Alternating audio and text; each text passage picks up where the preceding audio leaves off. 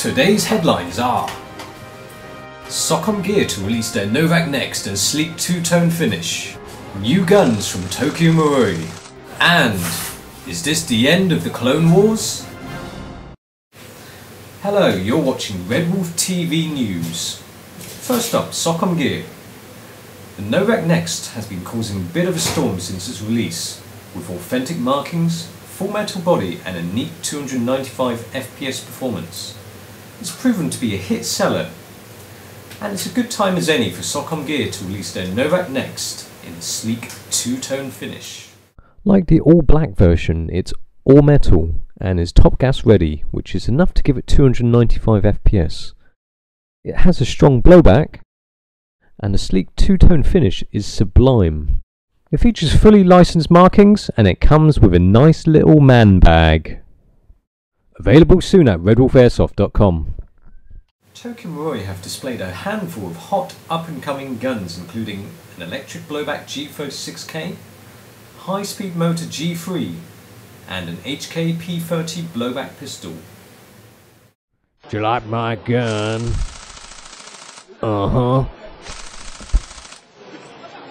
Tokyo Marui showed off their new G36K with blowback, and it proved to be a big hit with the crowds. They also had a new G3 with a high-speed motor. Not bad, eh? Rumour has it that the EG30000 on display at the show is found within this G3 SAS HC.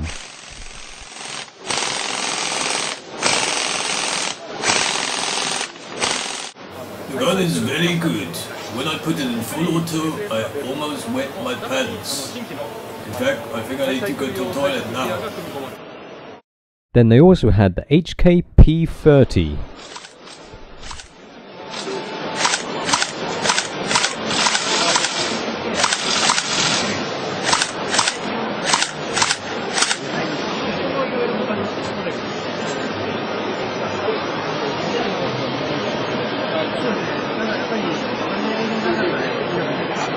And finally, the Chinese government has been clamping down on airsoft manufacturers in China. Does this spell the end of the War of the Clones? Watch this special report from myself.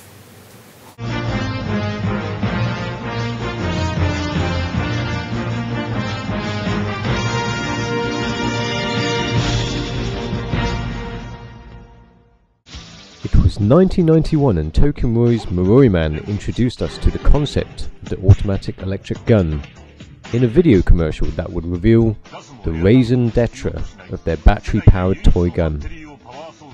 In that 10-minute masterpiece, which is now legendary in the airsoft community, we saw the battle between a blind man and his balloon-blowing goons using clumsy gas-powered rifle setups against a super cool Marui Man using the new sleek Marui method, which used a neat little power solution stored in the stock of the gun.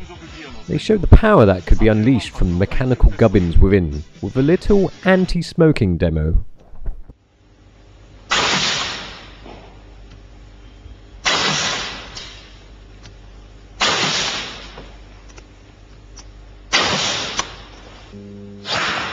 And by showing their disapproval of red-coloured apples.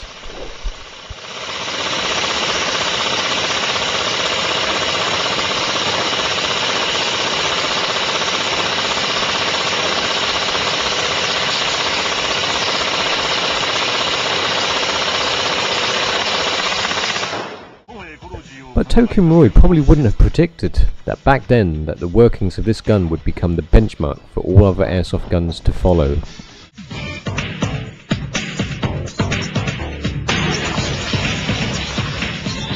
Tokyo Marui enjoyed a golden decade in the airsoft industry.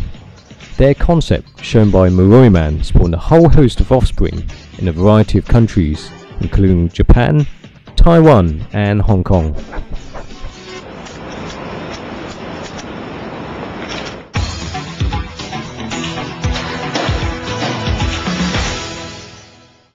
However, a couple of years ago, a new bastard love child was born that threatened to ruin the party, run off with everyone's wives, and make its granddaddy turn in its grave.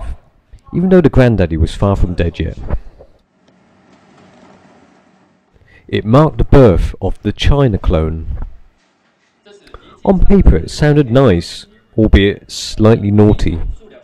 Full metal, low-priced AEGs, which were internally exact copies of the Tokyo Marui. With a cheap price and a market filled with Marui mods, it opened up Airsoft to a whole new community. For those on a tight budget or novices, it proved to be the ideal solution for them. However, there was one teeny weeny little problem. The production of these replica toy guns on the mainland is illegal. The unruly child enjoyed a bit of naughty fun while it lasted, but there's no running away from the fact that what they were doing is as illegal as smoking crack while driving a stolen car. It's 2009 now, and China has launched a crackdown on gun crimes to ensure social stability, said the Minister of Public Security in an online statement. The campaign, which started in March of this year and will end on the 31st of October, includes the confiscating of illegal weapons, both real steel and airsoft, which includes the seizing of groups and individuals who produce them. So what does that mean? Well, as the production of airsoft guns is illegal in China, the future is pretty bleak for the Chinese airsoft manufacturers. Supposing that all the airsoft manufacturers in China cease production, a very large void will be left in the low-budget segment of the airsoft market. It is a possibility that we will see some Taiwan and Hong Kong brands going for the low-budget market. For example, VFC have recently released their E-Series line of products, E standing for economy. There have been rumours that Magpul and AMK have teamed up in a partnership to create the Masada. But there's no escaping the fact that it's illegal to produce guns in China, so I wouldn't keep your hopes up. It seems almost 2 decades on, and we're still turning to Marui Man to come up with the answers. That's it for the news. See you next time.